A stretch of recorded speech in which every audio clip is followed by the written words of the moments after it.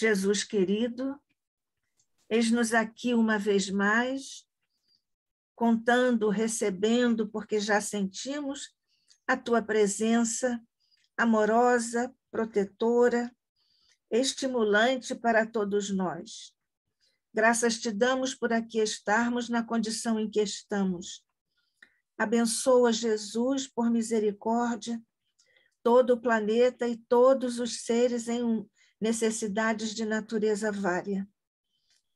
Neste instante especial, Mestre, nós te rogamos as bênçãos por sobre o Instituto de Cultura Espírita do Brasil, o ICEB, por sobre todos os nossos mentores queridos, representados por Deolindo Amorim e Jorge Andréa, neste instante, a todos os trabalhadores que em ambos os planos de existência aqui trabalham e estão, e particularmente Jesus, nós te rogamos as bênçãos por sobre o nosso querido expositor Vilmar Pereira, para que ele tenha, como sempre, a tua assistência para partilhar conosco os conhecimentos a que se tem dedicado com tanta emoção, com tanta dedicação e com tanta solidariedade no partilhamento das suas conquistas.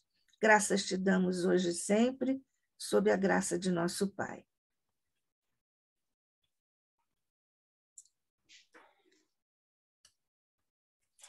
Nós estamos, pois, iniciando a nossa reunião com o nosso querido companheiro Vilmar Alves Pereira.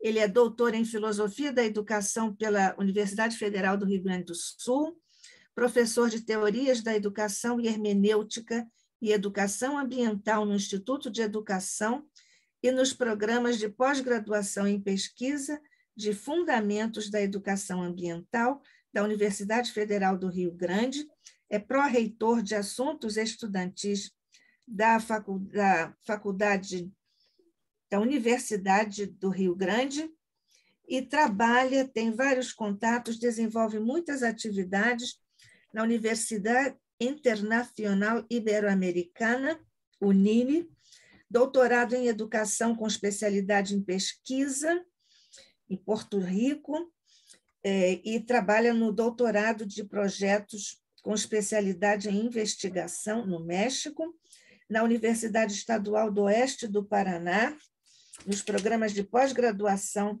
em desenvolvimento rural sustentável, em nível de mestrado e doutorado, em Marechal Cândido Rondon, no Paraná, bolsista de produtividade em pesquisa do CNPq nível 2, atua na Universidade Internacional Ibero-Americana, orientando em 2 programas de doutorado estudantes do México, Porto Rico, Brasil, Colômbia e Chile, em plataformas digitais.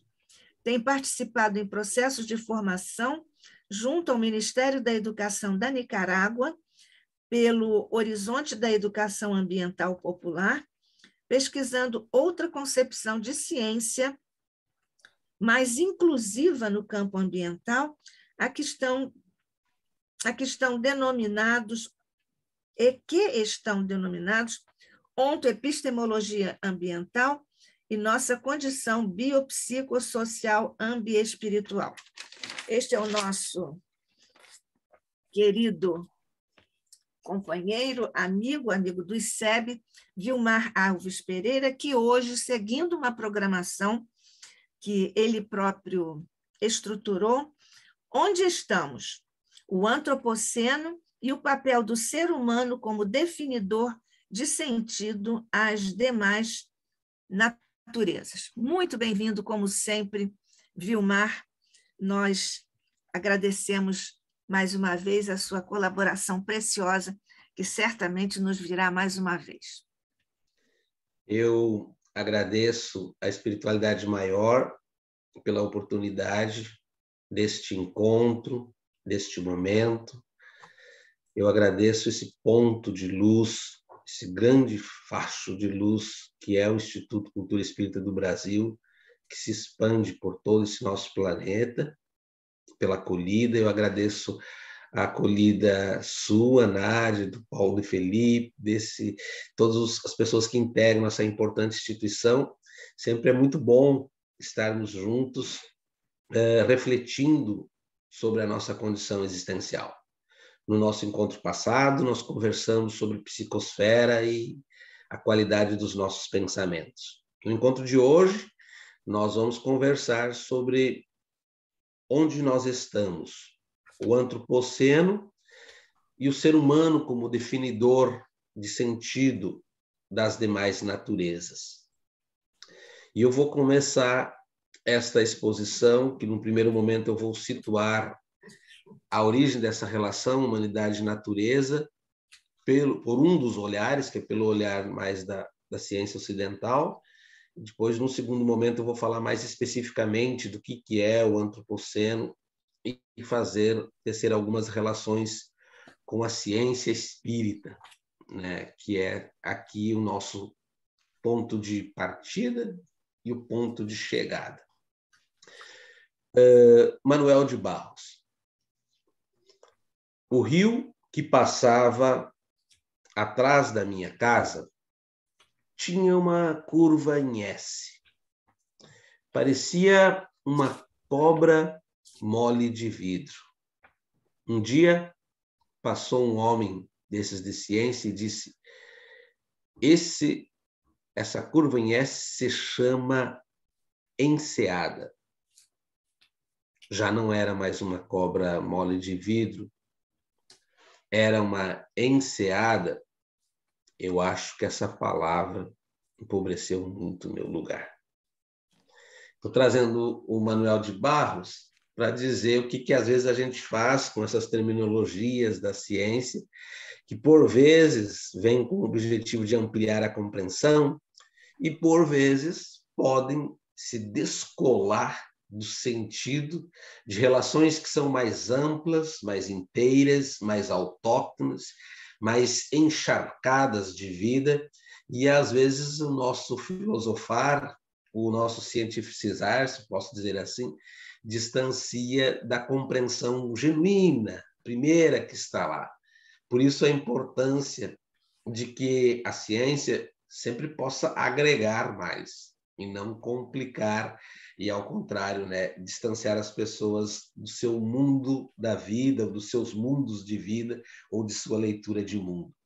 Por isso também eu quero, ao fazer a menção ao Manuel de Barros, eu reconheço uma relação muito próxima, humanidade e natureza, onde você traz para a questão do rio a imagem da cobra mole de vidro e, ao mesmo tempo, você traz para a questão do rio uma compreensão muito genuína, em que não há tanta separação, onde o humano se expressa e se reconhece nas demais naturezas.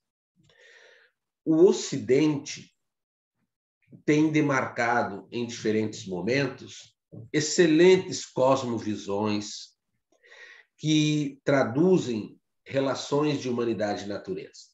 Nós poderíamos aqui discorrer amplamente, porque são inúmeras. Eu quero demarcar uma compreensão que vai surgir lá pelo século VIII a.C., nos registros aparecem até o século V a.C., depois vem vindo, mas que aos poucos vai se mitigando, vai diminuindo, que é uma concepção da potencialidade da relação humanidade-natureza nos mitos. Para mim falar de antropoceno, eu preciso discorrer sobre isso. Eu estou falando de uma relação humanidade-natureza presente nos mitos, onde, na cultura e na civilização grega, de onde se inicia as primeiras concepções de uma ciência e, portanto, de uma filosofia, eu estou falando de uma concepção onde os mitos são são formas de explicar a realidade das pessoas. Se nós pegarmos a Odisseia de Homero, por exemplo, é uma maravilha. Quando vai narrando, Homero vai narrando a figura do Ulisses, um grande conquistador que demorou mais de 10 anos mar adentro, foi lá, conquistou um povo e não esperava mais que ele voltava para casa. No retorno para casa, Homero narra todas as provações que ele passa, as dificuldades, E ali há um diálogo interessante do humano com a natureza, que ora ele tem a fúria dos ventos, ora ele tem a força das águas, ora ele tem os trovões, e tudo na natureza existe magia.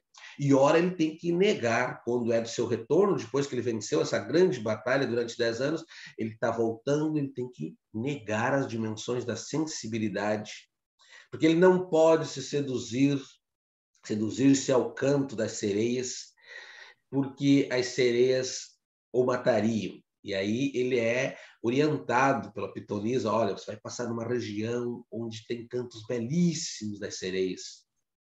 E você faz o seguinte: você pode até escutar o canto delas, mas você não pode se entregar a elas. Então ele exige que a tripulação tape todos os ouvidos com cera para não se seduzir ao canto da sereia, e ele deixa seus ouvidos sem serem tapados, mas ele se amarra ao mastro para poder passar ali sem se... porque os cantos eram muito belíssimos. A Odisseia de Homero e as narrativas de Ulisses são apenas algumas das que vão mostrar as relações humanidade e divindade, os elementos naturais que estão num momento da emergência de uma ciência. Elementos esses que os primeiros filósofos tentam dizer: quem sabe é a água, é o princípio originário de tudo. Outros vão dizer, quem sabe, é o ar, a terra. E aí eles vão usando os elementos, e a ciência, que ainda não nascera, ela comete, na avaliação de muitos pesquisadores, um problema inicial aí. Porque ela diz: olha, o mito é uma explicação fantasiosa. Nós precisamos de uma demarcação racional para explicar o mundo. E nessa necessidade de uma explicação racional para explicar o mundo, a filosofia e a ciência que surgem ali por volta do século V a.C., elas surgem com essa necessidade de dizer assim: olha, temos que ter uma explicação racional, não podemos acreditar que ou é a bondade de um Deus ou é o castigo dos deuses. E aí emerge uma ciência que separa o elemento mágico, o elemento místico, para se reafirmar. Isso a gente vê nos primeiros pensadores, nos chamados pré-socráticos, mas especificamente nos filósofos um pouco depois de Sócrates e Platão, que começam a utilizar a dimensão racional para explicar a realidade. É considerado, inclusive aparece no Livro dos Espíritos, como grandes pensadores que vão apontar para outras dimensões, vão apontar para o reconhecimento de uma outra realidade. Já está lá em Platão, existe uma realidade prévia, aqui nós somos uma cópia imperfeita de uma realidade que já é perfeita. Portanto, todo o endereçamento nosso do humano, enquanto aqui está, é a busca de chegar a esse estágio da perfeição, e é de voltar para a sua verdadeira essência. Isso está traduzido no já conhecido mito da caverna. Isso vai aparecer no esforço racional de Aristóteles por categorizar e definir os tipos de conhecimento. E isso vai estar já no Sócrates, dessa necessidade de um processo de compreender a realidade através da chamada maiêutica, da maiêutica que coloca o ser humano no sentido de parir ideias e um exercício da racionalidade. Interessante foi esse avanço, porque traz o ser humano por uma ampliação da compreensão do sentido do ser. No entanto, há inúmeros autores, e aqui eu estou citando os autores da chamada obra dialética do esclarecimento, que dizem: olha, esse humano que emerge ali, ele começa a separar algumas coisas. É no bojo desse pensamento importante para a história que surgem os chamados dualismos. Dualismo entre corpo e alma, dualismo entre real e ideal, dualismo, né, entre esses mundos. Estamos no mundo real, mas almejamos o mundo ideal, e, de certa forma, vai haver nesses dualismos talvez algumas demarcações muito fortes, quer seja no modelo de educação, quanto no modelo de sociedade, que colocam uma certa prioridade para as questões mais abstratas, para o mundo das ideias, que colocam a prioridade para o mundo ideal, para a alma, deixando em segundo plano as questões do mundo físico, do mundo real. Isso está na gênese da concepção do pensamento ocidental, dos modelos de educação, das correntes de filosofia, que, de certa forma, sempre que nós estudamos, parte-se daí. E também há, aí para mim falar de antropoceno eu preciso, há uma compreensão de ser humano, há uma concepção antropológica disso, que é muito rica, porque ali se trabalhou também a ideia de uma formação integral, você vai estudar o Sócrates, a busca das virtudes, mas fica muito demarcado para as nossas heranças, para os nossos legados, essa concepção dual. Essa concepção de uma ciência que distancia o humano das demais naturezas, ainda na Grécia Antiga não era tão acentuada. Na Idade Média também não. Na Idade Média, todo um esforço do pensamento, eu estou dando aqui um salto quântico, né, para falar do medievo, há todo um esforço de um pensamento que busca se cristianizar. Então, tenta-se cristianizar Aristóteles, tenta-se cristianizar Platão, tenta-se levar o pensamento de Sócrates com uma roupagem, né, cristianizada e especificamente catolicizada, se a gente puder dizer. Isso se traduz em algumas obras. Uma delas é a obra Cidade de Deus, de Santo Agostinho, que ele descreve, olha, existem duas realidades. É muito interessante ler a Cidade de Deus, que é uma sátira, né, que é uma crítica àquelas relações dos dois mundos. Né? Há um mundo dos homens, que é a cidade dos homens, ela não é boa. Assim como a concepção de Santo Agostinho de mundo, do nosso mundo aqui, o nosso mundo não é bom. Por que o nosso mundo não é bom? Porque nós, desde já, nascemos condenados ao pecado. Né? E, além do pecado original, temos os 7 pecados capitais. Então, a condição humana, ela não é, a natureza humana não é boa. A natureza humana já nasce condenada ao erro na concepção medieval. Ela já nasce com a queda ao erro. O que se resolve para tirar o ser humano dessa condição existencial, né, que é voltada mais para o erro, para a prática dos vícios, né, para a queda nos vícios? Você tem 2 caminhos. Um caminho, você vai pelo caminho da ascese, que é buscar ascender, no sentido de uma certa elevação, pelo sacrifício, e a outra pela norma moral e ética da época, bem enfatizado, que é o seguimento dos 10 mandamentos. Tanto é que, se vocês forem fazer uma analogia dos 10 mandamentos, que é o código de moral da época, e só o primeiro fala de amor, os outros são imperativos. Né? O primeiro é amar a Deus sobre todas as coisas, o segundo é não tomar, é uma ordem, não tomar seu santo nome. Então, o terceiro, você deve guardar, uma ordem, imperativo, guardar os domingos e festas. Quarto, honra teu pai e tua mãe. Quinto, não matar. Sexto, não pecar contra a cidade. Sétimo, não furtar. Oitavo, não levantar falso testemunho. Não desejar a mulher do próximo. Décimo, não cobiçais as coisas alheias. São mandamentos que são imperativos, que é uma forma também, assim como lá no Nascimento da Ética, de domar, né, as questões humanas, as paixões humanas, como dizia Platão, e elevá-las a uma outra condição. Tanto é que vários pensadores dessa época diziam, enquanto estamos na Terra, no medievo, somos peregrinos à procura de uma pátria que não é terrena. Então, ali tem um dualismo bem acentuado.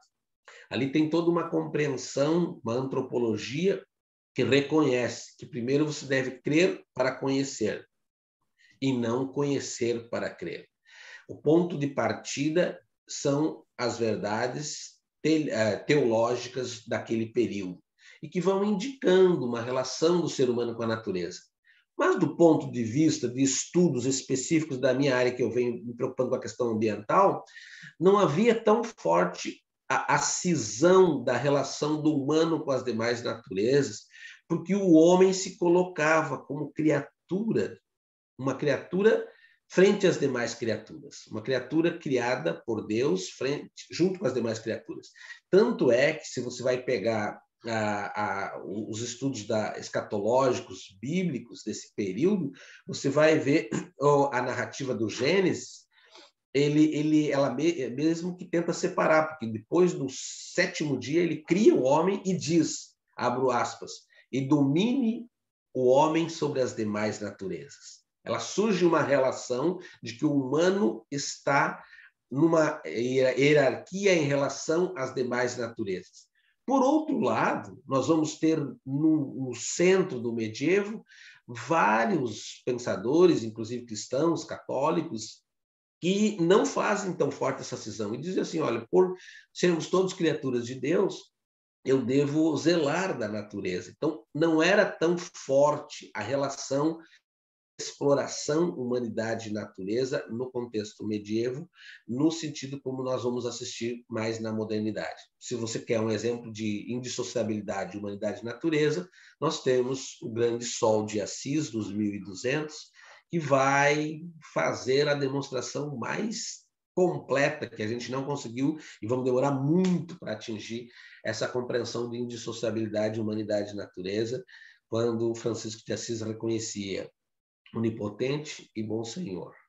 A ti a honra, a glória, o louvor.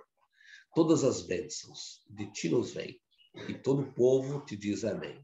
Louvado sejas pela irmã Lua, clareia o sol, o céu lá nas alturas, radiante e bela, luz de esplendor. É pura imagem de ti, Senhor. E aí ele vai fazendo a irmã Lua, o irmão Sol, o irmão Lobo, a irmã Natureza, o irmão Pássaro. Tudo estava dentro de uma compreensão muito ampliada. Então, nós temos o elemento espiritual, o elemento, entre aspas, religioso daquele contexto, que demonstram relações não tão fortes dessa separação humanidade-natureza. E, por isso, o medievo, a gente pesquisando ali, a gente vai ver que se conserva nas escrituras de Agostinho e de Tomás de Aquino, se conserva o elemento religioso, e esse elemento é importante para pensar o mundo. Se for pegar as 5 vias das provas da existência de Deus de Tomás de Aquino, ele vai recorrer para a dimensão religiosa. Olha, se tudo está em movimento, ele vai voltar lá para Aristóteles, e se tudo que está em movimento, alguém o moveu isso, o primeiro motor de Aristóteles, que coloca tudo, deve ver algo que mova tudo, que coloca tudo em movimento. Esse primeiro motor só pode ser Deus. Então, Deus é o motor de tudo. E aí ele vai. Se nós, na condição que nós encontramos, nos consideramos seres imperfeitos, para que algo seja imperfeito, tem que ser medido na relação de uma perfeição. Portanto, a perfeição primeira só pode ter alguém perfeito. E vai voltando lá na gênese de tudo, considerando as 5 provas da existência de Deus, demonstrando o raciocínio lógico, filosófico e teológico, demonstrando a riqueza disso nesse período. Bem, essa discussão que eu estou trazendo aqui, ela é muito ampla e a gente poderia prospectá-la, e isso demoraria muito tempo e muitos cursos, né? Mas o que eu quero demarcar aqui é que a compreensão de uma realidade metafísica, e aqui quando estou falando metafísica, além do mundo físico, ela que apostava mais na alma, apostava mais nas questões de destino, na crença no céu, na salvação da alma. Essa compreensão metafísica, ela, de certa forma, jogava para fora, né? E tinha uma relação com a natureza não tão cindida como vai acontecer na modernidade. Em resumo, em uma síntese apressada, para eu poder falar de antropoceno, eu preciso demarcar, a partir dos 1500 para cá, a partir da chamada modernidade, do pensamento científico, filosófico, pedagógico, histórico, cultural, moderno. A chamada modernidade, ela muda o papel do ser humano, mas olha, drasticamente. Há uma grande pesquisadora, que foi minha orientadora de doutorado, um nome famoso, Nádia, a doutora Nádia Hermann. Ela é estudiosa do campo da filosofia, ela descreve que surge uma metafísica nova, uma nova concepção de ser humano na modernidade. O que ela está dizendo? Ela está dizendo o seguinte: ao invés de jogar para fora, quem é que passa a ser? Porque antes era Deus, era o ordenador do mundo. Quem é que passa a ser o grande ordenador do mundo no pensamento científico, filosófico, antropológico moderno? O sujeito, o homem. É daí que surge a compreensão de o ser humano está numa visão antropocêntrica. O que é? O homem como centro da relação. Essa demarcação do homem como centro da demarcação da realidade, como explicador de tudo, é o que faz com que se chegue a um novo conceito de metafísica. É a chamada metafísica da subjetividade. O que isso significa? Que o sujeito agora, e a gente vê isso no pensamento de René Descartes, Francis Bacon, quem pensa a incumbência de dar sentido à realidade não é mais uma divindade externa. É o sujeito, o ser humano, como um ser de razão e com possibilidades científicas, começa a explicar e prospectar a realidade. E tem um elemento chave nisso, que é uma necessidade de romper com o aspecto religioso. Se antes, olhando para os 1000 anos de medievos, consideravam ali, equivocadamente, uma compreensão que era apenas um mundo de sombras, né? uma noite de 1000 anos, na modernidade, a simbologia é que a razão é a grande luz. E a razão é a grande ordenadora de sentido. E onde está a razão? No ser humano. Então, daí as compreensões de ciência que surgem, que são muito interessantes, que prospectam muito. A modernidade é considerado um grande período dos 1500 para cá de prospecção, de criações múltiplas, onde o ser humano se ensaia por todos os vieses para mostrar possibilidades criativas. Todos os ismos, iluminismo, liberalismo, todos os ismos, os modelos de educação que nós temos hoje surgem nesse período. Nós somos herdeiros da concepção de família que surge nesse período. A ideia de infância que nós temos hoje surge nesse período. Nós temos muita identidade com o pensamento moderno. E a compreensão de ciência também surge nesse período. E os avanços que nós temos surgem nesse período.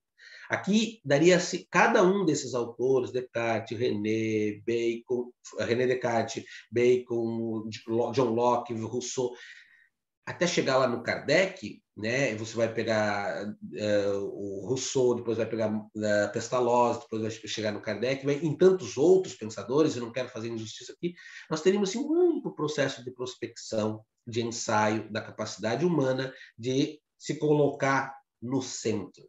Por isso, o antropocentrismo é uma demarcação. Por isso que todo mundo hoje que estuda ciência discute a concepção da categoria sujeito ou subjetividade. Ela é uma indicadora da forma de pensar a realidade. Bem, aonde eu estou querendo chegar? Estou querendo chegar que nesse período de grande otimismo, da demarcação do ser humano com capacidade racional e ciência, indicador de realidade, esse ser humano, poucos autores suspeitaram dessa perspectiva. Foram criados muitos progressos, muitos projetos, muito modelo de sociedade, ali se busca uma sociedade justa, igualitária e feliz, e se criou concepções mais universalistas. Foi um período fértil, muito rico. Porém, contudo, todavia, teve uma pessoa que colocou isso sob suspeita. Eu estou falando de 1749, quando caminhava um jovem entre Paris e Vicence, e ele tinha debaixo do seu braço uma edição de um jornal, de Mercury, e aí ele parou numa sombra. E ele, quando para descansar, porque estava muito quente, ele olha na contracapa do jornal, tinha a seguinte pergunta: as ciências e as artes trarão o desenvolvimento da humanidade, o progresso e a felicidade? Interrogação. E aí dizia: participe do processo de uma seleção ou de um concurso para a Academia de Dijon. E todo mundo respondeu sim, que as ciências e as artes trariam a felicidade prometida e o progresso da humanidade, e ele responde com redondo não. Seu nome, Jean-Jacques Rousseau. Coloca sob suspeita toda aquele avanço, aquelas promessas da chamada modernidade. Bem, eu ficaria aqui falando tempo sobre Rousseau, fiz meu mestrado em Rousseau, sou um apaixonado do pensamento do Rousseau, é um dos grandes autores do pensamento pedagógico moderno, que vai ter vinculação com Pestalozzi e, consequentemente, Kardec, é dessa vertente aí, por isso que eu coloco Comênios, Pestalozzi, Rousseau e Kardec, os grandes pedagogos, os grandes pensadores, pedagogos da modernidade. Mas eu queria aqui fazer uma conotação e fazer um recorte para mim poder chegar no antropoceno. Essas suspeitas do Rousseau, que na época não ressoaram porque ele ganhou, ressonaram porque ele ganhou o concurso da Academia de Dijon, mas elas vão ter maior prospecção e maior retomada agora, nas últimas décadas do século passado. Eu estou mencionando aqui Boaventura Sousa Santos, um grande pensador do momento, que diz: olha, as perguntas de Rousseau tinham sentido sobre para onde nós estávamos indo.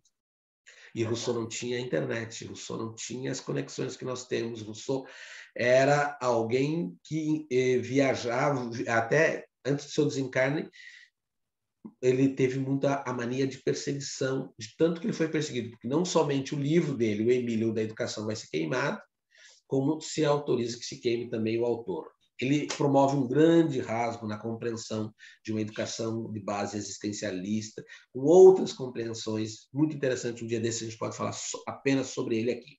Mas o que eu quero dizer é que as suspeitas sobre esse ser humano racional, portador de sentido, elas emergem e emergem com maior frequência nos tempos mais próximos, e quando se fala da crise do século, da crise desse modelo de pensar da modernidade.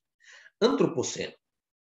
Antropoceno, que é a temática geradora central da nossa conversa, é uma tradução simples do antropoceno, significa dizer a era humana. É considerar que estamos numa era humana. É um dos temas mais agregador no momento. Muita gente fala em todos os campos da ciência antropoceno. Tem o pessoal da arqueologia que fala muito do antropoceno, o pessoal da história ambiental fala muito sobre o antropoceno, o pessoal da educação ambiental pesquisa muito sério sobre o antropoceno, o pessoal da oceanologia pesquisa sobre o antropoceno, o pessoal da dimensão mais técnica ali, da geologia pesquisa sobre o antropoceno, que são as pessoas que pesquisam as eras glaciais. Mas como é que se chega ao antropoceno? E parece que de uma hora para outra, e eu estou falando aqui a partir de 2001, Paul Crutzen, que desencarnou no ano passado, foi o grande pensador que cunhou a expressão estamos na era humana, estamos no antropoceno. Em uma síntese, pensar o antropoceno significa reconhecer que as ações humanas na relação com as demais naturezas foram e são tão contundentes, tão demarcantes, a ponto de demarcar uma nova era glacial. Uma era glacial, a última, é o Holoceno.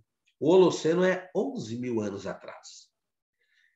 Do ponto de vista de você que nos acompanha, está ouvindo pela primeira vez falar do antropoceno, ou que já ouviu falar, mas temos uma coisa boa. Ser humano demarcador de uma nova era glacial. Essa é uma leitura otimista. O ser humano chegou a esse nível.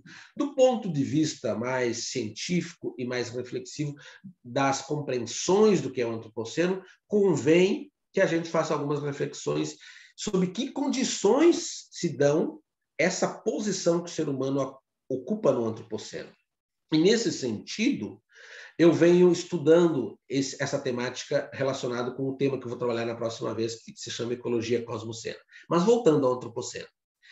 Os autores da história ambiental dizem que tem 3 fases de antropoceno. Existe um antropoceno que começa na relação de produção da materialidade, do capital, da relação de custo de sobrevivência, que surge na relação patrão-empregado pós-revolução industrial.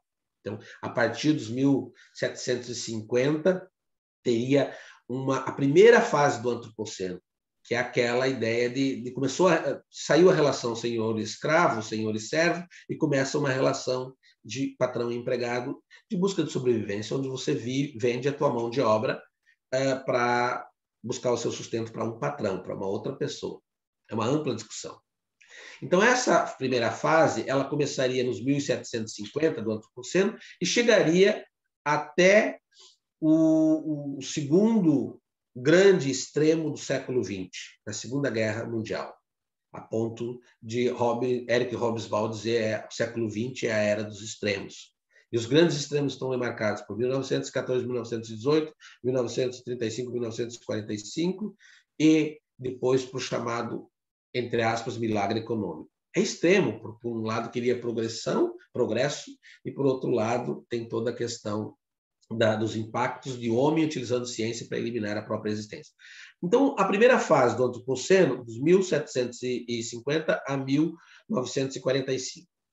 A segunda fase, e aí a experiência da guerra, ela é terrível, porque significa como devemos repensar a realidade, reorganizar a vida, é chamado de a grande aceleração. Foi após a Segunda Guerra, a humanidade começa a investir muito em ciência e tecnologia e busca não só a ampliação da humanidade, né, em questão de números de pessoas, né, se for pegar há 100 anos atrás, nós tínhamos em torno de 900 mil pessoas, 900 milhões de pessoas. Hoje você tem 7,5 bilhões. Só de automóveis você tem mais de 1 bilhão de automóveis hoje no mundo. Então, mudou muito. Essa grande aceleração está demarcada pelo crescimento em todas as áreas, pelo avanço na agricultura, pela tecnologia chegando no campo, pelos processos de urbanização e industrialização sem limites. Coisas que nós jamais imaginávamos há 20, 30 ou 40 anos atrás, chegam com toda a prospecção possível. E aí o ser humano se ensaiando nessa capacidade de prospectar, de crescer e de definir novos rumos para a história. Então, a segunda fase do Antropoceno é de 1945 aos anos 2000. A terceira fase do Antropoceno, explicam os autores, é dos anos 2000 até o momento Odier. Nessa terceira fase é chamado do Antropoceno 3.0. O Antropoceno 3.0 ele deve ter como característica, segundo os autores, um despertar da humanidade para maior consciência. Ele deve ter como característica principal o despertar para maior consciência. Então, se formos avaliar aqui essa compreensão, essa nova era, aí tem alguns que são mais cautelosos, alguns que já são demarcadores. Há pensadores que dizem, já estamos no Antropoceno. Isso não é algo que se discutir. Mas há um pessoal da área da geologia, da área da química e da oceanologia que estão dizendo assim, a gente tem vestígios do Antropoceno, que estaríamos entre 2018 até os tempos atuais, para demarcação mesmo, realmente estamos na era humana, e esses usam dados mais técnicos. Alguns sinais já são comprovados, assim, por exemplo, o pessoal que estuda oceanologia diz que o impacto que a utilização de plástico vem causando no fundo dos oceanos tem mudado o clima lá na Antártica. E aí, se você for pegar toda a questão da mutação climática, alguns usam mudança, outros usam mutação, eu tenho utilizado mutação climática, vem demonstrando os grandes efeitos. A própria questão de pensarmos o coronavírus também está associado a um múltiplo conjunto de relações e de como o ser humano, de certa forma, está, por vezes, na chamada jaula ou gaiola de aço, que Max Weber disse, olha, ele vai utilizar tanto da ciência que pode ele mesmo cair no próprio alçapão, na sua gaiola de aço. Rousseau dizia por quê? Ele dizia porque o ser humano, que aquele movimento que estava surgindo no século XVIII, o ser humano ali não desenvolveria o amor próprio. O amor próprio é cuidar de si. Mas, o amor de si que é gostar de você mesmo. Mas que aquele modelo de relação do sistema capitalista levaria ao desenvolvimento do amor próprio. E amor próprio, para Rousseau, vem de propriedade.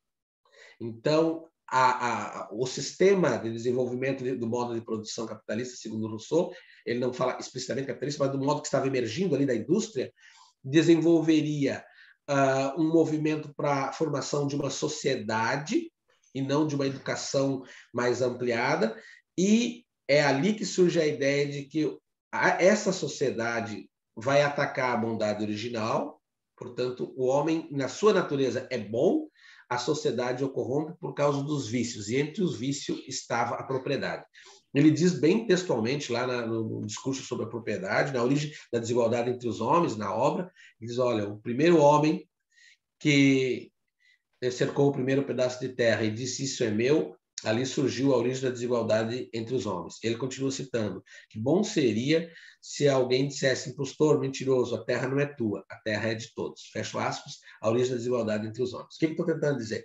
O Rousseau já tinha percebido essa possibilidade de o ser humano agir com destaque em relação às demais naturezas e trabalhar a apropriação das demais naturezas. Então, a leitura do Antropoceno, ela vem demarcado de que o ser humano se colocou como um ser à parte da natureza e não só utilizou, mas exacerbou nas possibilidades múltiplas de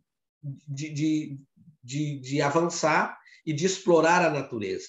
Então, se nós formos pegar, eu ficaria aqui citando inúmeros casos que nós temos de exploração da natureza historicamente, que nós já sabemos, e que, de certa forma, ganham força no atual contexto.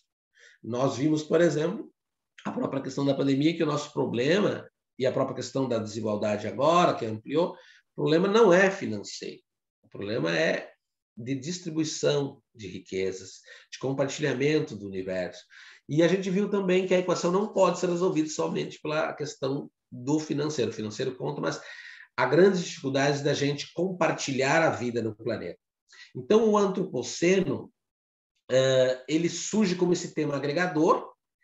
Ele é um tema que tem grandes pensadores, eu tenho lido portugueses, espanhóis, aqui no Brasil também, que vão dizendo, o José Cosar é um que fala, olha, até está sendo utilizado o antropoceno para demarcar isso aí, para assumir, o ser humano assumir identidades de transhumanismo, que é uma adaptação do ser humano com as tecnologias. E aí tem discussões sobre pós-humanismo, tem várias vertentes que demarcam essa ideia do antropoceno. Na nossa compreensão, né, o antropoceno, como conceito, e aqui respondendo o Paulo Felipe, ele é um conceito que já ele agregou muito. Todo mundo está falando de antropoceno. Esses autores que estão demarcando agora, vão bater o martelo, é justamente dizer assim, realmente, a humanidade agiu, os sinais são muito evidentes de que, ao humano assumir essa postura em relação às demais naturezas, gerou o que eu denomino em educação ambiental, com a ajuda dos espíritos, obviamente, de patologias socioambientais. A fome, a exclusão, a questão da poluição, a questão das migrações climáticas, que a gente está vivenciando agora, é um dos fenômenos mais crescentes, a questão da crise sanitária e da crise alimentar, a questão das violências que continuam no campo. Nós estamos numa América Latina que mais se mata, o continente que mais se mata ambientalistas é a América Latina, em primeiro lugar Bolívia, terceiro o México, Brasil, quarto, e outro um país, acho que é a Indonésia, um país asiático. A questão do uso do agrotóxico liberado exacerbadamente, a questão da pauta financeira precedendo a pauta das demais naturezas. Mas o maior problema na América Latina hoje é a mineração. No estudo que eu fiz, da Argentina até o México, a mineração. Tanto é que tem uma amiga minha que trabalha no México com economia ecológica, e ela trabalha com os mineradores, por exemplo, tem que criar uma outra concepção de economia aí. E eu quero dizer que a grande reflexão mediante o antropoceno é em que medida nós podemos utilizar o antropoceno 3.0. Então, tem uns autores que trabalham uma perspectiva do antropoceno 3.0. Olha, vamos tomar consciência aí nessa análise nossa com as demais naturezas. Segundo, há autores que dizem o antropoceno é um diagnóstico, e aí cai na linha da colapsia, estamos vivendo um grande colapso. E tem aquilo que John Locke falou lá atrás, uma concepção muito pessimista do ser humano, que é dizer, olha, as décadas de 30 e 40 serão terríveis em relação à questão do calor, isso já está acontecendo em alguns lugares do mundo. Vai ter muitas mortes de calor e muitas de frio, né? Esse desequilíbrio, a questão do aquecimento global, a questão das queimadas, e há uma visão assim mais fatalista do John Locke, que é que o ser humano vai ser o responsável para eliminar a sua própria espécie. Eu tenho trabalhado, e vou desenvolver isso no próximo encontro, com a compreensão de uma visão educativa nesse processo, de um despertar para as grandes questões ontológicas. Eu vou depois colocar, e quem quiser pesquisar, tem no meu YouTube, onde eu detalho mais essas questões do antropoceno, no meu canal do YouTube, e também tenho literaturas que posso oferecer para o nosso amigo e irmão que está nos acompanhando, mas eu queria trazer a reflexão sobre esse lugar que nós nos encontramos. Porque a relação que se desenvolve na ciência moderna é uma relação de sujeito-objeto. Essa relação de sujeito-objeto, o ser humano como sujeito, é a natureza como as demais naturezas como objeto. Eu já vou trazer no próximo encontro inúmeros exemplos de relações intersubjetivas. de outras compreensões, como eu já demarcava lá na Grécia, como a gente pode, não precisa ir lá nos gregos, se a gente dizer, mas isso é coisa de grego. Vamos conversar sobre as nossas raízes do nosso país, indígenas, e as nossas raízes africanas, nossas raízes eurocêntricas, de todos os lugares. Mas, antes de eu fazer uma reflexão da conexão com a nossa doutrina aqui, os Carajás têm um mito que é uma maravilha. Eu acho que a Nádia já ouviu isso, a Nádia que estudou lá Platão na veia e o mito da caverna. Mas os Carajás contam o seguinte, quando pergunta para os Carajás, essa tribo brasileira, lembram do massacre dos Carajás? Os Carajás contam o seguinte, como é que vocês nasceram? Como é que vocês chegaram a ser Carajás? Eles contam a seguinte história. Diz eles, o Criador nos fez todos como peixes. Isso está na obra Tempo de Transcendência, de Leonardo Boff. Todos nós vivíamos como peixes, éramos imortais e habitávamos o fundo, aquele cardume lindo, do fundo do rio Araguaia, lá nessa região pantaneira. Tínhamos o esplendor de sermos imortais e ter as águas mais puras, intocáveis. Nós tínhamos um preceito. Vocês não podem passar por aquele buraquinho. Tinha um buraquinho no canto? Você não pode passar por aquele buraquinho lá. Um dia, um carajá, peixe, afoito, passou pelo buraquinho. Demorou um tempão e saiu lá nas margens do rio Araguaia. Quando chegou lá, ele viu algo nunca visto. Ele contemplou uma biodiversidade como nunca tinha visto. Ele teve o prazer de ver os coloridos, a água, o verde das matas, e ele também teve a felicidade de ver pela primeira vez o sol, que retilia ali nas águas. Ficou encantado e se perdeu no tempo. Quando ele pensou que ele tinha visto tudo, ele ia voltar, ele começou a ver o pôr do sol batendo naquela região pantaneira. Se encantou mais ainda, se perdeu no tempo e aí viu a lua. Foi uma relação de transcendência, imanente e transcendente, de elevação cósmica. E ele não queria mais voltar, mas lá pelas tantas se lembrou que tinha mais irmãos seus lá. E voltou, madrugada dentro, chegou já de manhã no seu local onde todos estávamos e viviam felizes. E contou, chamou os seus e disse, irmãos meus, companheiros, existe uma realidade transcendental. E narrou para eles. Eles ficaram encantados com a experiência daquele seu irmão e resolveram que todos eles iam passar para o lado de lá. Quando estavam chegando perto do buraco, um deles disse, mas para aí, o Criador nos fez tão amorosamente, nos deu a imortalidade, nós vamos sair daqui sem sequer conversar com ele? E aí resolveram conversar com o Criador. E foram conversar com o Criador disse, realmente, a experiência é verdade, é a experiência desse irmão de vocês afoito. Vocês querem passar para o lado de lá? Vocês estão pensando em ir? Sim, nós queremos passar para o lado de lá. O Criador disse, se vocês passarem para o lado de lá, vocês vão perder a imortalidade. E eles responderam em uníssono. Em uníssono, nós queremos. E passaram para o lado de lá. Quando chegaram do lado de lá, deixaram de ser peixes. São índios, indígenas, homens, mulheres, crianças, que até hoje vivem, à medida do possível, naquelas areias alvíssimas, contemplando aquela biodiversidade, numa visão indissociável humanidade e natureza. Está ali, na obra Tempo de Transcendência, a origem dos Carajás. Em julho de 2010, Joana em Paris, né? Joana está em Paris, 12 de julho, e dita para Divaldo uma carta que a mim me chamou muita atenção quando eu li lá atrás, mas que eu resolvi retomar para essa conversa aqui. A obra é Entrega-te a Deus. A trilogia é Entrega-te a Deus, liberta-te do mal e ilumina-te. E nessa carta, eu vou resumir aqui para fazer os encaminhamentos, nessa carta ela traz algumas ponderações muito importantes sobre onde nós nos encontramos.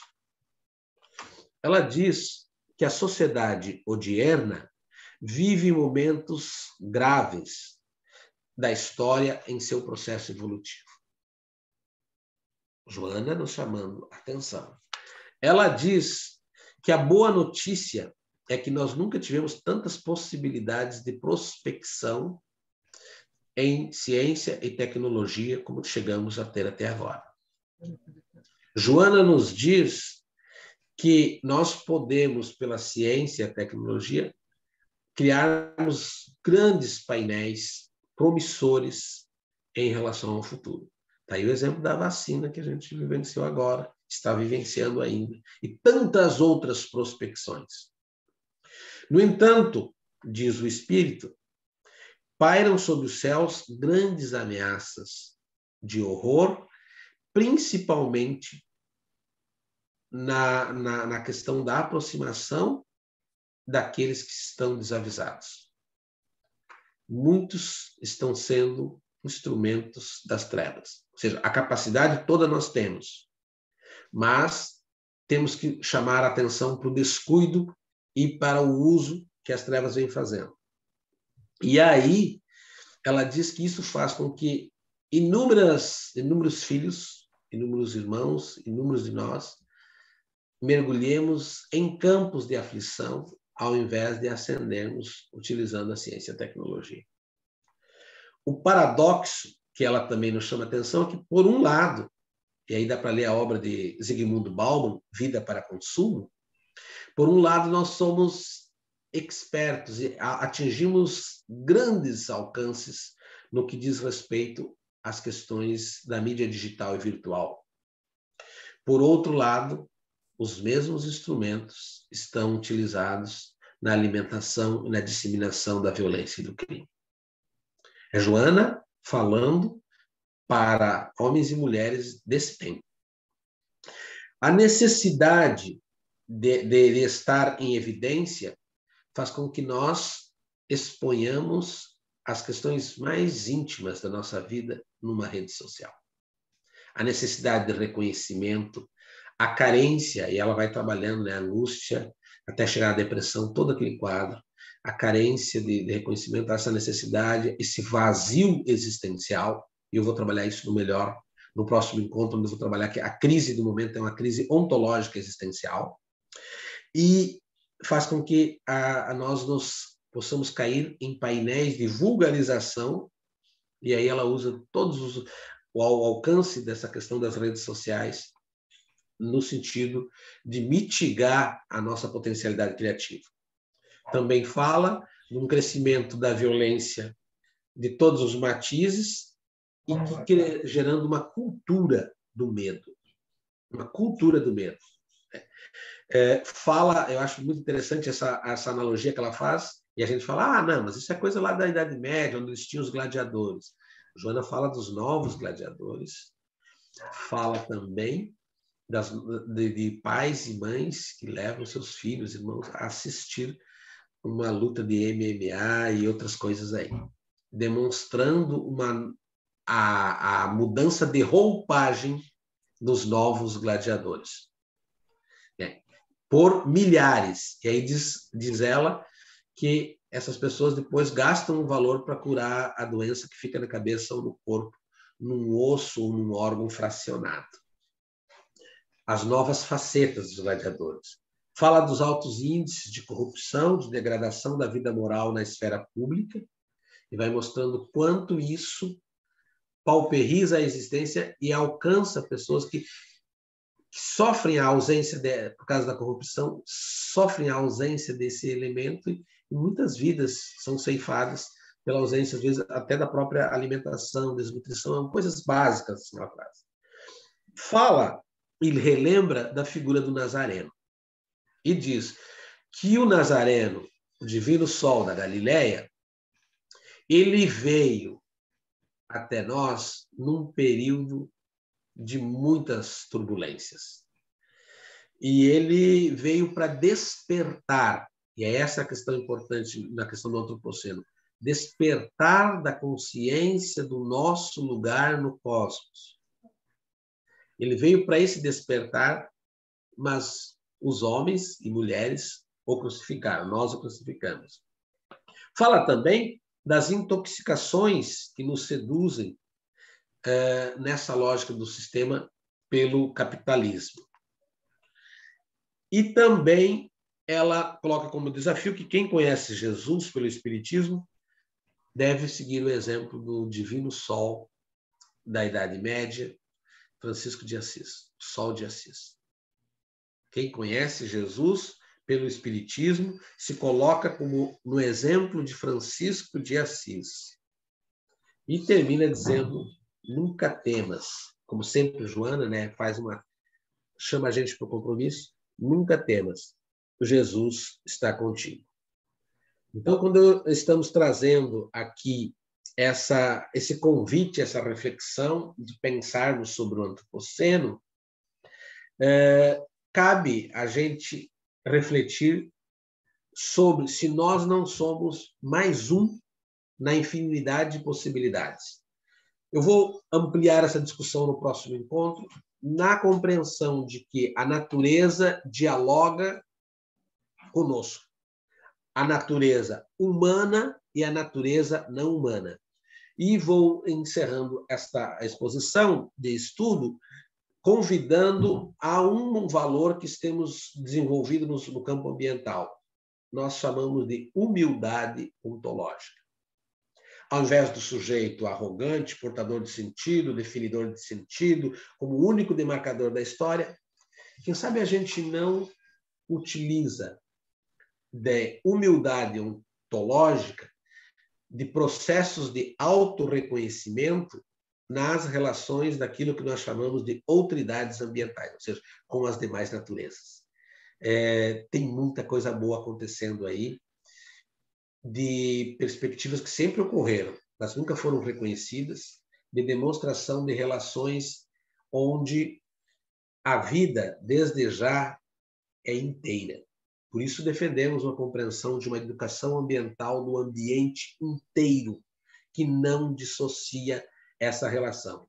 E de que nós devemos, nesse despertar, vivenciarmos dois processos.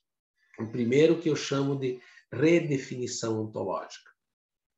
Redefinição ontológica talvez seja o movimento que mais eu venho fazendo. Qual é o sentido que nós, humanos, acompanhamos? Se o Sócrates nos convidou para o conhece-te a ti mesmo, nós temos que fazer esse movimento de volta. Porque a crise que nós atravessamos tem diferentes matizes. Mas um desses matizes mais fortes eu estou citando aqui Zohar Marshall, uma profunda crise de sentido existencial. E o vazio existencial tem levado o humano a ter pegado e, por vezes, tomar o bonde errado da história. Nesse bonde errado da história, Adorno e Horkheim identificam um conceito de racionalidade que operou e opera até os tempos odianos, que seria racionalidade instrumental e estratégica. É aquela que Ulisses utilizou para negar a sedução ao canto da sereia, é aquela que diz assim, olha, eu preciso ser um conquistador, eu preciso ganhar, mesmo que para isso eu não posso me sensibilizar. É aquela racionalidade que busca sempre o aumento do lucro e do poder e que, por vezes, não reconhece essas relações mais inteiras. No período de recolhimento, na pandemia, a gente redefiniu muitas coisas. Acredito que você que está nos acompanhando redefiniu muitas. Eu, particularmente, tive muitas aprendizagens existenciais, ontológicas nessa travessia da pandemia.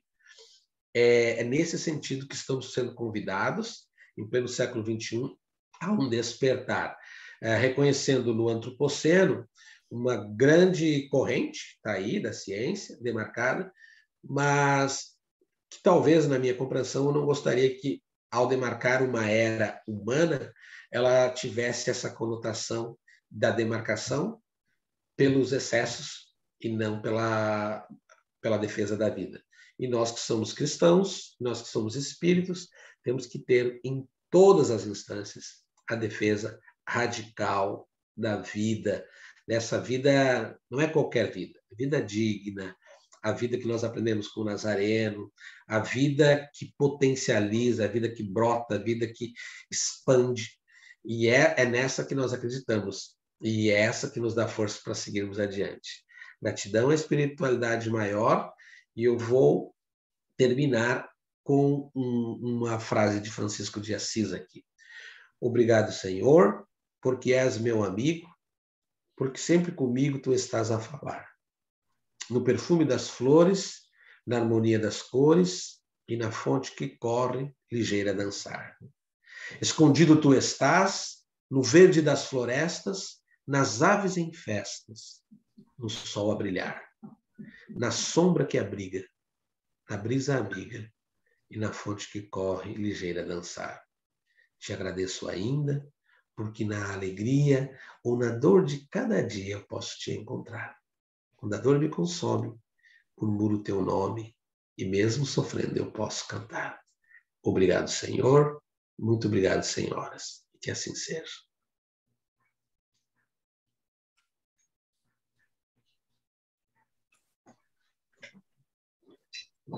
Estamos ainda na emoção de Francisco de Assis, esse hino maravilhoso a Deus, nosso Pai, nosso Criador. Muito obrigada, Vilmar, muito obrigada. Gratidão. Nós acabamos de nos deliciar com esse lindo, tão emocionado passeio através dos tempos, através dessa grande ventura, que é a aventura humana ao longo dos tempos. Pela sua cultura, pela sua emoção, pela sua dedicação, o ICEB lhe agradece muito. Mais uma especial contribuição aos arquivos do ICEB, que com muita gratidão, muita honra até, recolhe a sua contribuição. Muito obrigada, Vilmar. Eu que agradeço pela oportunidade, né? Porque a nossa tarefa é todo dia.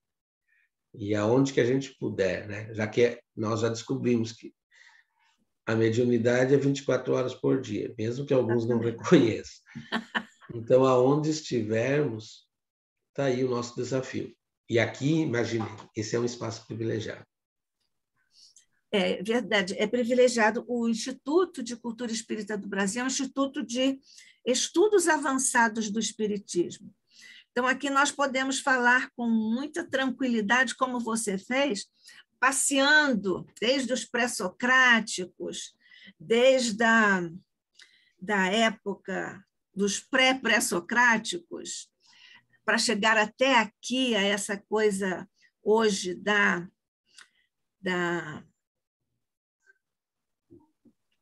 grande desafio, né? Que suscita muitos despertamentos em variada ordem, de variada natureza e de variada ordem de grandeza, portanto, de profundidade do ser. E você transitou muito bem, citando Joana de Ângeles, claro, e Francisco de Assis, nessas gradações do despertamento da consciência humana. Você deixou isso bastante marcado aqui para nós, e nós aguardamos ansiosamente, no próximo mês, a sua próxima palestra, dando continuidade a essa reflexão profunda sobre, na verdade, o grande tema da nossa... Desculpem, eu fiquei falando no início com você e desliguei. Então, com esse grande tema que é o tema do grande desafio humano, nessa verdadeira encruzilhada civilizatória, humana, vibratória, cósmica que nós estamos vivendo. Sua contribuição muito, muito especial. Muito obrigada. Vou desligar aqui. O Paulo de Filipe está aqui, ele cumprimentou naturalmente no início e depois ele disse: prezado Vilmar, assim como o antropoceno surgiu, ele pode desaparecer? E qual a razão, considerando a visão espírita, para essa análise? Você mais ou menos tangenciou essa questão, mas eu imagino que o Paulo de Filipe esteja pedindo algum detalhamento nesse particular. É muito importante essa questão. Ele vem, porque às vezes a gente percebe quando um tema é mais um demodê, né? Assim, um assunto que vem e vai. Ele vem embasado pelo pessoal das ciências naturais. Falando aqui, o pessoal mais da geologia, o pessoal da química, o Paul Crutzen era um químico, né? E ele vem, de certa forma, é um termo que ele agrega, porque ele vem para constatar os sinais de um tempo. E aí, quando ele estava muito só para trabalhar o período agora, ele estava assim, será que vai? Quando ele começa, será que ele vai agregar ou não? Quando ele começa a fazer essa recuperação dos 1700 para cá, ele começa a ter mais consistência na análise. Então, ele é um tema que o José Cosar, que é esse pensador que vem trabalhando e produz muito sobre isso, ele diz, olha, é o tema que, de certa forma, vem... Hoje, conversar sobre ciência tem que passar por ele, né? Ou com uma análise positiva ou com uma análise da constatação. Quando vai conversar sobre a crise, chega no antropoceno. Quando vai conversar sobre mudança climática, chega no antropoceno. Sobre a crise do ser humano, a crise civilizatória, passa pelo antropoceno. Agora, para nós, no Espiritismo, ele é uma boa chave para a gente reforçar o que Joana diz, mas para a gente fazer a análise de como, às vezes, a nossa forma de agir vai chegando a processos de esvaziamento do ser. Né? Nós, espíritas, defendemos muito a questão das demais naturezas. Né? Eu falava na conversa anterior, no mês passado, os espíritos em espírito utilizam dos elementos do ar, da água, de uma praia, de um campo, de uma floresta, como elementos compositores disso. Encarnados, nós, quando nos colocamos diante, eu moro a 4 quadras do mar, quando coloco dentro da praia tomando chimarrão, aqui no sul a gente toma chimarrão na beira da praia, você olha para aquela imensidão de água, no mínimo, ou você acha, se coloca numa condição que você é o ser, né, capaz de ter compreensão e domínio sobre tudo isso, ou você diz, nossa, que universo de águas, eu sou apenas mais um universo, um ser no universo infinito. O que não me apequena, ao contrário, o que amplia a nossa compreensão do reconhecimento da misericórdia divina, das potencialidades de um Deus que tudo criou e de um Deus que demonstra assim, o Pitágoras usava o número. Quer dizer, olha, tem tanta coisa, tem tanta lógica e tem tanto equilíbrio na natureza, no meio de tantas coisas diferentes, que o número deve ser o elemento que equalize tudo isso, que faz com que essa água de uma hora para outra não venha. Agora, quando é que a água vem e vem a enchente, vem as coisas? E aí é aí que eu vou conversar mais no encontro que vem. A natureza dialoga conosco, hermeneuticamente. A gente que não percebe, ela já está dialogando, né, com os eventos extremos. Mas os eventos extremos são resposta das nossas ações. Por exemplo, vou dar um bom exemplo aqui. Agora, no período da pandemia, aquelas primeiras semanas que todos tiveram que ficar em casa, o pessoal da análise do clima fez a análise fantástica de como em 3 semanas tinha mudado a questão da condição do ar. Nossa, eu fiquei tão feliz. Logo ali, voltamos e esquecemos tudo. Né? Eu digo não todos, né? Não é análise de julgamento, mas logo ali, por isso que eu defendi a questão em alguns artigos de que eu não sou favorável ao conceito de novo normal, porque o novo normal seria retornar aquilo que era antes. né? Eu estava falando em novas aprendizagens. A pandemia deve ter nos despertado para novas aprendizagens. Então, é nesse sentido, Paulo de Felipe, que eu acho que é muito interessante em nós, enquanto espírita, é nos perceber nessa teia da vida. Que papel nós assumimos? Uma existência nossa, 60, 70, 80, 90 anos, é um instante numa existência eterna. O nosso papel aqui e acolá pode ser definidor no sentido de potencializar. Por isso, eu venho defendendo a ideia que toda a educação é ambiental. Vou tentar explicar. Por que toda a educação é ambiental? Na palavra educação, tem um vocativo ali dela, uma declinação é do latim e outra do grego. Mas do latim tem duas aberturas. O educare, que é colocar de fora para dentro, e o educere, que é tirar de dentro para fora. Eu trabalho com essa do educere, que é da ideia de cuidado. Se toda a educação ela promove a questão do cuidado com o ser humano, já é uma questão ambiental. Então, nós espíritas temos que avançar nas linhas dessa compreensão de não ver o ambiente separado. Nós temos que trabalhar a partir da ideia da espiritualidade do fluido cósmico universal, de toda essa teia da vida. Todos estamos embebidos nisso, então nós temos que ampliar a nossa compreensão de que somos seres de relações. E ainda, para nós, é mais ainda. A gente rompe o ciclo vital e vai, né, renascer e progredir sempre. Então, nessa compreensão que a gente vem pensando, as nossas relações são ambientais. Quer seja da psicosfera que nós experimentamos, quer seja na relação que nós estabelecemos com espíritos encarnados ou desencarnados, quer seja na nossa convivência, quer seja nos processos de cultura de paz, quer seja nos processos de relação homem-meio, quer seja nas relações de amizades. Todo esse feixe de relações tem um horizonte socioambiental, um horizonte ambiental, ontológico que está aí, que a gente sabe das alterações que nós sofremos conforme os ambientes que nós vamos, enfim, tudo isso tem a questão. Então, a questão ambiente, né, ela está desde já na doutrina espírita, a ponto de que aqueles que transcendiam, né, vamos pegar o Chico, ele cuidava daquela cachorra toda vez que ele ia viajar para São Paulo fazer seu tratamento. Tanto é que as pessoas diziam, essa é a cachorra do Chico. Ele narra, lá no Evangelho A Sombra do Abacateiro, ele narra a relação do senhor que mutilava um burro. E ele diz que o dia que esse senhor era um capataz muito feroz, ele foi demitido, o burro sorria.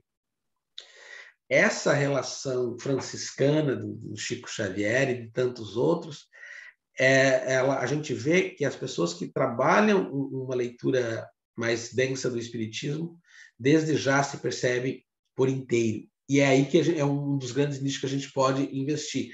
Por isso que eu vou trabalhar a compreensão de que nós somos bio, psico, sócio, ambi espirituais. Eu coloquei o ambi na expressão porque o ambi significa reconhecer o lugar onde nós estamos. E querendo ou não, por isso que eu já não trabalho há um bom tempo com a ideia de vamos lá, vamos fazer um curso, vamos inserir educação ambiental numa escola. Não precisa inserir. Nós temos que reconhecer que a educação ambiental está ali naquelas relações. Vai muito além da plantinha verde e da horta escolar, mas nas relações que se estabelecem. Então, são compreensões que, para o espírita, que já enxerga as coisas mais relacionadas, assumem mais sentido e chamam também a gente para outras responsabilidades. Por sabermos dessas conexões ambi-espirituais, a nossa postura deve ser uma defesa muito pela vida. Então, o desafio nosso são processos, hermeneuticamente falando, de autorreconhecimento dessa nossa condição que é espiritual, que é ambiental, que é social, e que desde já está tudo relacionado, não dá mais para fatiar. Muito obrigada, Vilmar. Enfim, o seu tema de hoje começa com onde estamos? A resposta é estamos na encruzilhada.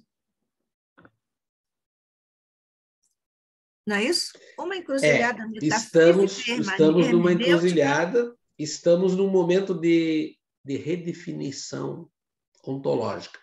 Ainda não assumimos essa outra parte. Por isso que a transição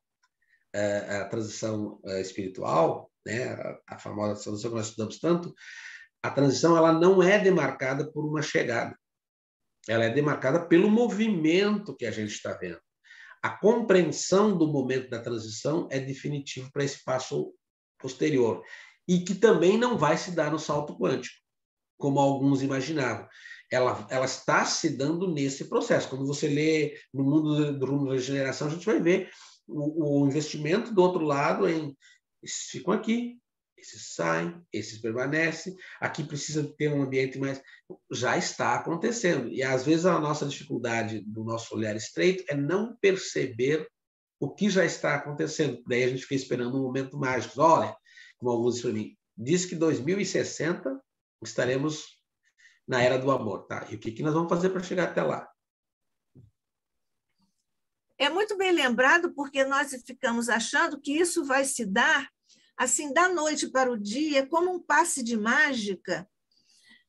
E aí, por falar em mágica, nós ficamos usando o pensamento mágico, que é próprio das crianças, mas nós adultos, que tanto nos orgulhamos da nossa adultez, do nosso avanço intelectual, cognitivo, etc., nos colocando, como você colocou mesmo, no pico da escala, não é isso?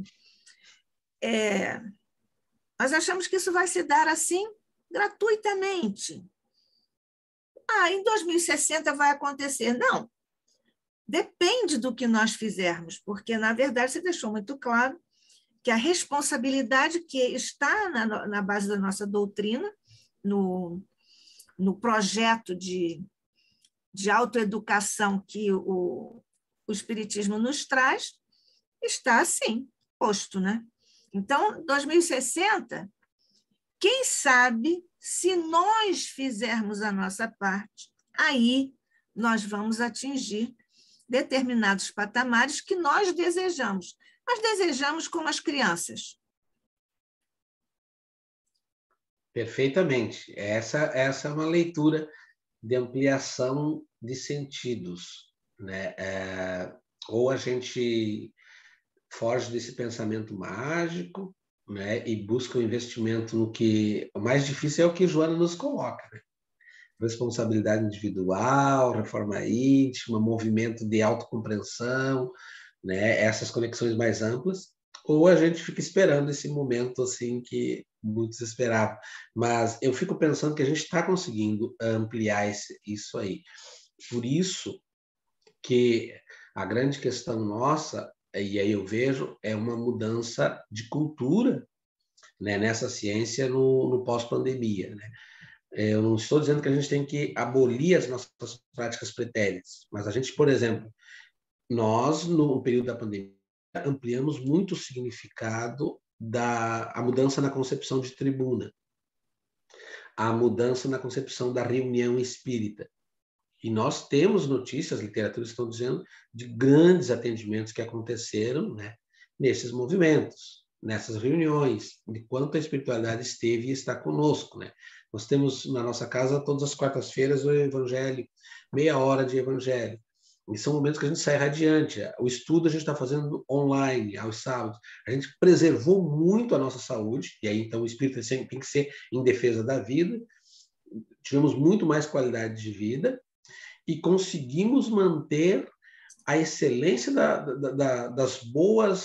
do bom estudo, da boa reflexão e da boa conexão. E exercitamos também mais, porque aprendemos a sentir mais por essa telinha. Né? Sábado a gente teve aqui em Marcel Mariano, no nosso mês espírita.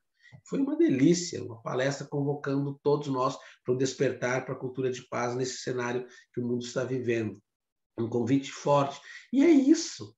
A gente conseguiu ampliar. Então, agora significa que, ao retornar presencial, vamos abandonar tudo isso? Não. Vamos fazer o que está fazendo o ICEB aqui. Vamos ampliar os canais, vamos estabelecer mais relações, né? Vamos compartilhar mais a vida. E isso é possível, e isso significa uma mudança para melhor. Né? Como a Joana disse, está tudo aí. É como nós fazemos o bom uso disso. Ô, Vilmar, um dos convites dessa nossa época, ou desse nosso momento específico, é quando nós ouvimos os nossos companheiros relativamente à relação com a casa espírita, eles dizem assim: o centro está fechado. Essa frase é mais um exemplo, e até vou usar isso, se você me permitir, vou usar isso com relação a essa sua colocação, porque é o delírio humano que se julga o centro, a parte mais importante. Então, o centro está fechado porque nós não estamos lá fisicamente. É o raciocínio que está, no meu modesto entendimento, por trás dessa frase, dessa declaração. O centro está fechado. O centro nunca esteve fechado. Os mentores, a espiritualidade superior, nunca deixou de trabalhar e trabalha de uma forma tão especial, tão profunda, tão generosa, tão dativa, que nós temos evidências, manifestações de gratidão de quem é atendido pelas reuniões. Por exemplo, nas reuniões de tratamento espiritual, da qual participo há décadas, no Grupo Espírita André Luiz, aqui no Rio de Janeiro. Nossos companheiros na Europa, que não têm essa, digamos assim, essa dádiva, né, de fazerem isso dentro das casas espíritas ainda, pelo menos do que eu conheço na Europa e tudo, eles nos mandam pedidos para o atendimento de tratamento espiritual. E as declarações, as manifestações dos atendimentos, dos resultados excepcionais, que eles, para excepcionais no conjunto do que se entende, né, do normal, acima das expectativas e do que os espíritos realizam. Então, o centro, ou a casa espírita qualquer que seja, que trabalhe no bem, jamais esteve fechado. Pelo contrário, tem trabalhado muito mais até do que nós pensamos, porque as humanas necessidades também se exacerbaram e cresceram muito, não é, Vilmar? Perfeitamente. Se algum dia alguém tem dúvidas sobre isso que você está falando, né, leia Dimensões Espirituais da Casa Espírita da Sueli. Saudosa. Porque quando eu li, da saudosa Sueli Caldas-Chu, quando eu li esse livro, meu Deus do céu, a gente já sabia, mas ali detalha todo o preparo, todo o trabalho na continuidade, depois que acontece o passe, nós retornamos para casa, toda a intensidade do lado oculto que a gente não vê, de trabalho caritativo, tantos resgates, evitando quantos problemas maiores, curando muitas enfermidades e talvez mitigando, diminuindo muitas aflições. Tudo porque aquele lado que nos cuida não para. Então, seria muito imaginar que o fato de você estar no teu lado, você estar lá, não houvesse essa conexão. Eu tenho dito em vários encontros que a nossa casa passa a ser uma extensão do Centro Espírita, quando estamos reunidos nos estudos. Agora mesmo nós somos o ICEB, que está prospectado aí para esse mundão, né? Depois eu vou passar para minhas amigas lá dos Estados Unidos e para os meus amigos daqui, e a gente vai compartilhando isso. Então, são esses feixes muito amplos que vão demonstrando outras ambiências espirituais. Isso. Talvez seja esse o conceito. Já que você citou, mandar um abraço para a Juliana. Isso, já está lá o material. Ela já está lá, já está lá. Interessado no continuidade. Ela já está lá e já está aqui também, no ICEB. Pois é, que encontro maravilhoso, Vilmar. Você nos ofereceu hoje no ICEB com as vibrações dos nossos mentores queridos aqui do ICEB, os fundadores e os mantenedores da vibração e dos trabalhos no ICEB ao longo de mais de 50 anos, e nós agora vivendo mais essa experiência para nos adaptarmos, quase que darwinianamente, às condições do momento, não é? Ou temos que nos adaptar, ou então morremos. E nós vamos continuar assim, mas como nós somos também reencarnacionistas, vamos vivendo outra vida. Nós agora vivemos a vida material e a vida virtual na casa espírita, porque imaginamos que isso não vai se perder, não vai ser abandonado, não. Nós vamos viver hegelianamente as duas coisas.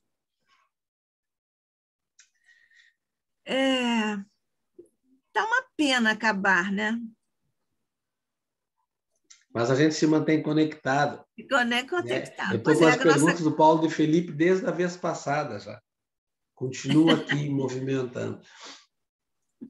O Paulo de Felipe é criativo, ele é muito atento, né? E ele busca sinalizações, aprofundamentos, e é sempre muito bem-vinda a participação do Paulo de Felipe aqui no ICEB, em todas as nossas reuniões de estudo, viu? Muito bom. Portanto, obrigada, né, Paulo de Felipe? Um abraço. Exatamente. E eu fico, toda palestra, eu fico pensando, atento, né? E me ocorrem muitas coisas. Então, logicamente, eu tenho que fazer eu não posso ficar falando muitas coisas, até às vezes são coisas impertinentes para o tema. Então, isso é uma preocupação minha. Para mim, não é impertinente, porque tudo, no final, as coisas se combinam, se complementam e é feito um quebra-cabeça. No final, vai tudo se encaixar, deve tudo se encaixar. Inclusive, quanto a isso que você falou, eu estava pensando agora, né, porque a gente é muito voltado, eu já falei em muitas ocasiões, é uma coisa que eu descobri recentemente. Eu tenho 77 anos, então, há um ano atrás, por aí, ou esse ano, nos últimos 12 meses, eu descobri que eu não sou essa pessoa aqui que vos fala. Quer dizer, o que eu sou, afinal? Eu sou aquele negócio, né? O espírito. Nós somos aquele trinômio, né? Espírito, perispírito e corpo humano. Mas eu ajo como eu sou o corpo humano. Eu sou Paulo de Felipe, o CPF tal, a profissão tal, moro numa residência tal, aquele negócio todo. E aí, como diz, um dia isso tudo vai acabar. Aí, puxa, que isso? Não fala uma coisa dessa. Vai, amigo. Está chegando aí, vai chegar um momento que tudo isso aí não vai ter muito valor, não. Vai ser só história. Aí isso me causou um choque. Então, é isso. Por quê? Porque a gente é centrado na visão materialista, no corpo humano. A gente por isso que falou, o centro espírita está fechado. Fisicamente, ele está fechado. Mas a nossa vida é interior. E a gente não liga muito para isso. Interior fica para depois. Eu quero saber o seguinte, eu tive um câncer em 2012 no intestino. Operei, aí o médico falou que eu estou bom. O câncer sumiu.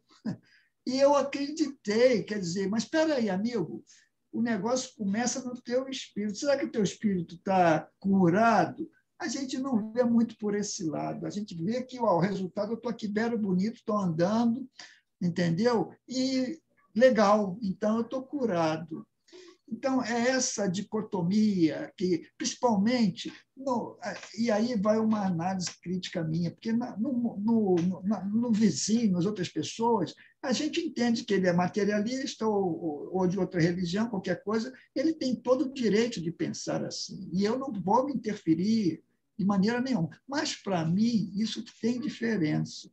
E também eu vejo no espiritismo, no movimento espírita, também as pessoas, às vezes, fazendo comentários e análises muito centrada na vida material, entendeu? Quando a nossa vida realmente é espiritual. Isso na minha visão. Eu também não quero impor isso a ninguém. Eu estou vivenciando isso. Então, é isso que eu gostaria de registrar, inclusive, no caso do na palestra de hoje, a gente verifica que meio ambiente, né, a relação do nós, vamos dizer, nós, o vida material, né, porque a gente está na vida material, estamos analisando o homem, o ser humano, conforme vem evoluindo. Né? Então, é uma vida material aqui na Terra. Né? E a gente lembra, eu me lembro que eu nasci em 1944, então, em 1950, 60, ninguém falava em negócio de meio ambiente, acho que essa palavra nem existia, ou passou a existir aí na década de 60, parece. Meio ambiente, que negócio é esse? Então todo mundo Vilmar jogava... é que sabe disso. Só sabia, era falta de educação jogar lixo na rua, mas não é porque você sujava, é porque não era, tinha latinha de lixo, amigos. Você, como uma pessoa, né, educada, joga o lixo no lixo, mas era por essa razão, porque você é um cara disciplinado, faz as coisas certas. A coisa certa é jogar o lixo no lixo. Mas ninguém pensava, não é como se pensa, aí tem o conceito de meio ambiente, não, que vai fazer mal à planta, ao mundo vegetal, ao mundo animal. Puxa, que isso? As próprias leis, você não tinha problema você matar o teu cachorro, se ele te mordesse, você matava e ficava por isso mesmo. Não é? Então, hoje não, a gente já está vendo, o homem já está vendo que os seres sensitivos, quer dizer, que têm vida, pode não ser uma vida igual a nossa, mas ele tem vida como a planta tem, como os animais. Agora a gente está passando a respeitar e a considerar essa vida animal, essa vida vegetal e até o meio ambiente, como diz a Terra, o planeta Terra é um ser sensitivo, ou seja, ele reage, ele tem sensibilidade. E se a gente maltrata ele, vai esperar o quê? Não é? Quem planta vento, colhe tempestade. A gente já sabe. Oi, é isso aí que eu queria falar. Sabe por quê? Porque a gente tem que liberar o Vilmar, a gente gostaria de ficar com ele, mas nós já ultrapassamos até a compensação do atraso com que nós iniciamos. Ele tem os compromissos dele agora, mas como ele é muito educado, ele estava ali tranquilo. Mas nós dois, nós que somos aqui da casa, vamos agradecer mais uma vez, né, Paulo? E agradecer também a você, viu, meu querido irmão? Então, mais uma vez, agradecendo todos os nossos irmãos que estiveram e ainda estão aqui conosco em ambos os planos da existência, mas, sobretudo, dirigindo-nos, pequeninos corações que somos, ao coração augusto e misericordioso de nosso Mestre Jesus, agradecendo-te, gentil amigo de todos nós, as bênçãos com que pavimentas os nossos caminhos desde todos os tempos. Nossos, mas nós, Mestre, ainda te rogamos que possas aceitar neste instante as vibrações profundas de nossa gratidão pela reunião que tivemos, pela competência, pelo carinho, pela generosidade do nosso querido irmão Vilmar Alves Pereira, pelo encontro que, com as vossas bênçãos, certamente também pôde ajudar muitos irmãos nossos em necessidades de natureza vária. É nesta perspectiva, Jesus, que ao te agradecermos, ao manto de Maria, aos nossos anjos da guarda e aos nossos mentores queridos do ICEB, e esses que abnegadamente nos acompanham, nos instruem, nos intuem e nos protegem, que nós, Mestre, na plenitude da nossa gratidão, colocamos-nos agora diante de ti, rogando-te ainda, Jesus, se algo nos for lícito, ainda pedir-te, que nos abençoes, continues a nos abençoar, com a tua paz e a tua luz em nossas mentes e corações, hoje e sempre. Que assim seja, sob a graça de nosso Pai.